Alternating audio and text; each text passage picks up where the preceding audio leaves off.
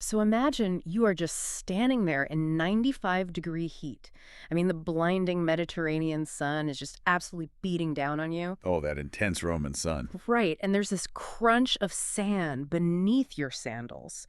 You look up, and instead of just a clear blue sky, you're surrounded by like 50,000 screaming Romans, all just completely baying for blood. It is honestly chilling when you put it like that. It really is. Now, obviously, stepping onto the Colosseum Arena floor today is, well, it's slightly less lethal, but surviving the modern crowds, that brutal heat, and just the absolute labyrinth of ticketing rules, it's still a gladiator-level challenge. That's no exaggeration. Seriously.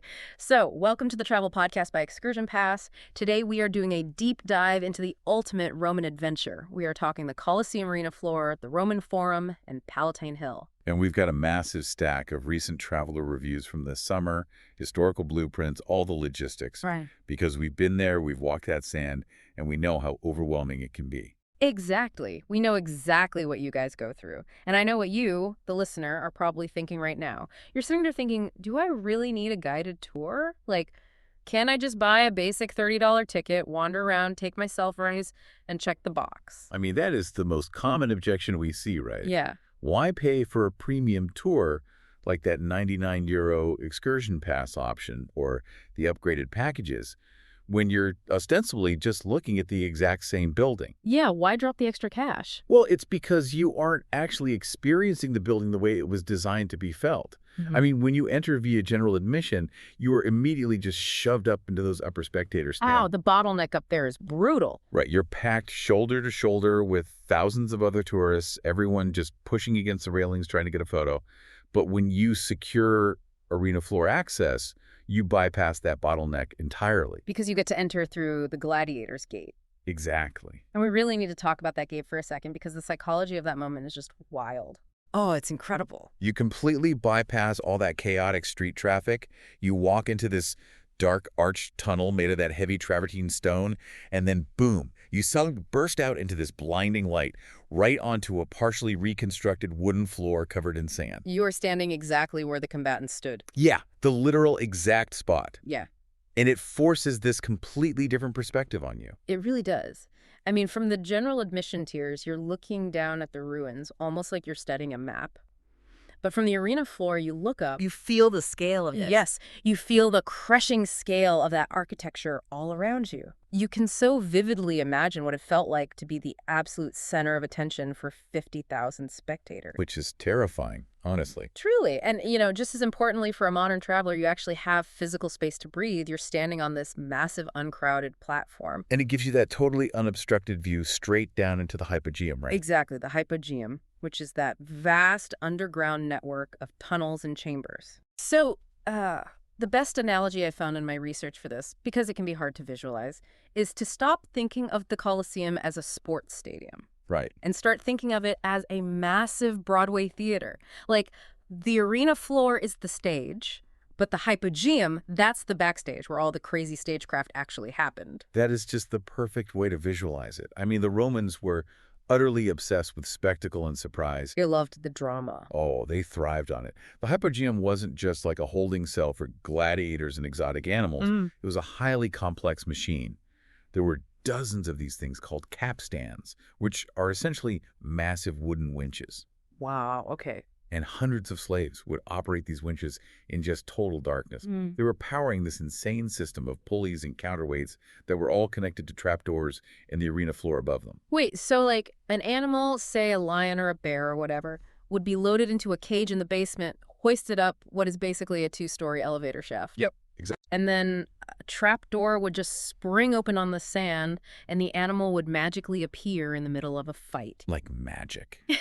The level of engineering is just mind-blowing. That is wild. And being on the arena floor, well, it allows you to look directly down into those elevator shafts. You can actually see the reconstructed wooden tracks where the cages were lifted. You're looking right at the mechanics of the slaughter. Which, okay, that brings up a major objection I kept seeing in the traveler reviews. Oh, the underground access thing? Yeah, exactly. A lot of travelers were genuinely upset because they couldn't go deep down into the underground itself. I mean, some tours even had that specific portion canceled. Right, which sounds super disappointing at first. Yeah, because if the underground is the mechanical heart of the Colosseum, why wouldn't we want to be down there, pulling the imaginary ropes? Well, this really comes down to the stark difference between the romantic idea of archaeology and the reality of a modern construction zone. Hmm. According to detailed reviews, and there's a really pivotal one from a traveler back in April 2023, the underground area just suffers from severe overcrowding. Oh, I bet. And on top of that, there is ongoing massive preservation work down there. The honest guides will tell you up front that the scaffolding and all the structural work make the area incredibly restrictive. So you definitely aren't getting that whole Indiana Jones experience of wandering through mysterious ancient corridors with a torch. Not at all. You are basically crammed into a tight, incredibly hot construction zone with low ceilings, just shuffling behind hundreds of other sweaty people. No thank you. Right, which is precisely why the arena floor has really emerged as the structural sweet spot of these tours. You get a beautiful panoramic view into the complex machinery of the hypogeum, but you get to observe it while standing in the open air. With actual space around you. Exactly, rather than being trapped inside the machine itself. Okay, speaking of open air, we really need to address the actual environment. Because stepping onto the sand is profound, absolutely, but Rome, in July, it is a brutal endurance test. It is no joke. We are talking 95-degree heat and 75% humidity. And those stone ruins, I mean, they essentially act as a giant pizza oven, right? Just baking the heat right back onto you. Yeah, it radiates from the ground up. So how do you actually focus on the history of ancient trapdoors without literally melting into a puddle? Well, you survive it by relying on the expertise of the live guides. When you really analyze the modern tour experience, the best guys aren't just walking encyclopedias. They act as, like, environment managers. Which is so crucial. But wait, didn't the ancient Romans actually have a system for the heat, the velarium? Yes, the velarium. It was this massive canvas awning that covered the seating areas of the Colosseum to shade the spectators. That sounds like a logistical nightmare to set up. Oh, it was so complex that the emperor actually stationed a special detachment of sailors from the Roman naval fleet in Maginum just to operate the ropes and the rigging. So they literally had the Navy managing the shade. Exactly. Well, unfortunately, the Roman Navy is not there to rig up a canvas awning for us today. Sadly, no. So I guess the modern equivalent of the velarium is what, a guide named Hume? Basically, yes. Yeah. Let's look at the feedback for guides like Hume, Max, Claudia, and Maria. There is a specific review from a traveler who did the tour in that exact 95-degree high humidity weather we were just talking about. Oh, wow. And the heat was so oppressive that several people in their group simply tapped out. They abandoned the tour midway. Wait, they left a tour they paid like 100 euros for just to go find air conditioning? Yes, that tells you everything you need to know about the intensity of that heat. That is insane. But the reviewer who actually pressed on noted that their guide, Hume, she constantly scanned the ruins for shifting shadows. Like tracking the sun. Exactly. She would dynamically alter the route to find these small patches of shade for the group to huddle in while she delivered the history. And she strictly enforced water breaks. See, that level of hyper-awareness, that is the difference between a miserable slog and a core memory. 100%. But let me challenge the mechanics of a guided tour for just a second here. Sure, go for it. Because when I picture a group tour at a major World Heritage site, I just picture a stressed-out guide waving a little red umbrella, shouting over a cheap megaphone, while 30 tourists aggressively elbow each other just to hear half a sentence. The classic tourist trap image. Exactly. Like, are you just glued to the guide's side the whole time in that one little shade patch? Well, thankfully, that is the old model of tourism. The premium tours have really solved this through a combination of strict group caps and audio technology. Oh, the headsets. Yeah. Depending on your exact booking, these groups are capped at a maximum of 25 people. And sometimes it's as intimate as 12. And crucially, every single person is issued a little radio earpiece. So the guide is just speaking at a normal conversational volume into a lapel mic. Exactly. You don't get yelled at. And what this creates is just this incredible physical freedom. Like have to breathe down their neck. Right. You can wander 10 or 15 feet away, walk right up to the railing, find the perfect angle for a photograph, or, lean against a cool stone pillar. And all the while, The history of the ancient world is being piped straight into your ear in crystal clear audio. That is huge. You get the deep historical context without feeling like you're chained to a middle school field trip. That is a massive value add. It really changes the whole vibe. Okay, so you've got your earpiece. Yeah. You are standing comfortable in the shade. You are looking down into the gladiator elevators. It sounds flawless. Almost too perfect. Right. But we know the authorities running the Colosseum do not mess around. Oh, they do not. And there are some brutal logistical traps that can literally end your vacation before you even step foot inside. So let's talk about the ID rule. Yeah, we have to talk about this. This is arguably the most critical point of failure for modern travelers. You must present a valid passport or an official government ID that perfectly matches the name provided at the exact time of booking. And this isn't just a suggestion, right? We know it is not a polite suggestion. It is a hard, non-negotiable requirement for entry.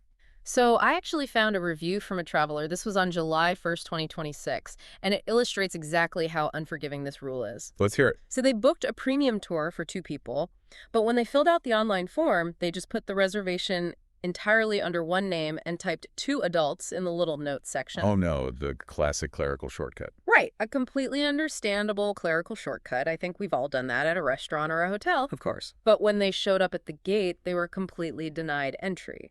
The tickets were flagged as invalid because both specific individual names were not registered in the system. That is just heart-wrenching. Imagine traveling all the way across the globe, walking right up to the shadow of the Colosseum, and being turned away at the velvet rope because you didn't type out your partner's first and last name. It is devastating. Yeah. But it really highlights the reality of the site's strict capacity controls. They have to know exactly who is in the building. Yeah, that makes sense. And that strictness, it applies to the meeting points as well. You cannot just casually wander up to the main gate and look for someone holding a sign. No. No. For the Show Me Italy tours, for instance, the meeting point is specifically designated at a red pillar in front of the Basilica San Cosma and Damiano on Via dei Fori Imperiali. That is very specific. And the timeline is equally rigid. You have to arrive 15 minutes early. If you were delayed by traffic or, I don't know, a slow espresso service, there are no refunds. The group will leave without you, and you cannot catch up to them inside. Wow. Okay, which brings us to the security checks. Because even if your passport matches perfectly and you manage to find the red pillar on time, every single visitor must pass through mandatory metal detectors at all entry points. Yes, very strict security. No weapons of any kind. And this actually catches a lot of travelers off guard who just have a small pocket knife on their keychain. Yep, happens all the time. No glass bottles and no large backpacks. Okay, I have to vent for a second here. Let it out. We are going to look at 2,000-year-old masonry. We are not boarding an international flight to London. Is a skip-the-line ticket even a real thing if you still have to stand in a massive, slow-moving security queue while baking in the sun? I know it feels super contradictory. But we really have to redefine what skip the line actually means in the context of modern Rome. Okay, redefine it for me. It means you are skipping the ticket purchasing line, which, by the way, can literally take 3 hours on a summer day. Oh, wow. Yeah, you definitely want to skip that. Exactly. But it does not mean you bypass security. The Colosseum is a highly vulnerable World Heritage Site. They have to screen everyone. Which is just incredibly ironic when you look at how the building was originally designed. Oh, the crowd control. Yes, the Colosseum was built with this brilliant system of entrances called the vomitoria. There were 76 public numbered arches. Right. And the ancient Romans had this whole ticketing system using pottery shards called tesserae that listed your specific gate, your tier, and your exact seat. It was so organized. The architecture was so brilliant that the building could fill 50,000 people and completely empty them all out in about 15 minutes. And today, a fraction of that crowd takes an hour just to get their belt buckles through a metal detector. Exactly. We literally went backward in crowd control technology. It really did. But since we're stuck with the modern reality of security bottlenecks and these rigid rules, your booking strategy is paramount. Because things go wrong on vacation, kids get sick, trains run late. Oh, inevitably. And this is exactly where you have to scrutinize the cancellation policies, because they vary wildly between the different platforms. Give me an example. Well, if you book the Show Me Italy tour through the standard TripAdvisor listing, the fine print requires 4 full days of notice for a refund. 4 days. Yep. If you cancel within 3 days of your tour, you swallow a 100% cancellation fee. That is a tough pill to swallow. But then you compare that to the ExcursionPass platform, which offers free cancellation with a full refund up to one single day before the tour day. Oh, that's way better. That 24-hour buffer is just a massive safety net when you are dealing with the inherent chaos of international travel. It really proves that reading the terms of service is honestly just as important as researching the ruins themselves. 100%. All right, so let's say you read the fine print, you ace the security line, you survive the heat of the arena floor. Your mind is sufficiently blown by the Colosseum. Check, check, and check. But the deep dive doesn't stop there, because the second act of this tour shifts entirely away from the Colosseum, and it moves over to the Roman Forum and Palatine Hill.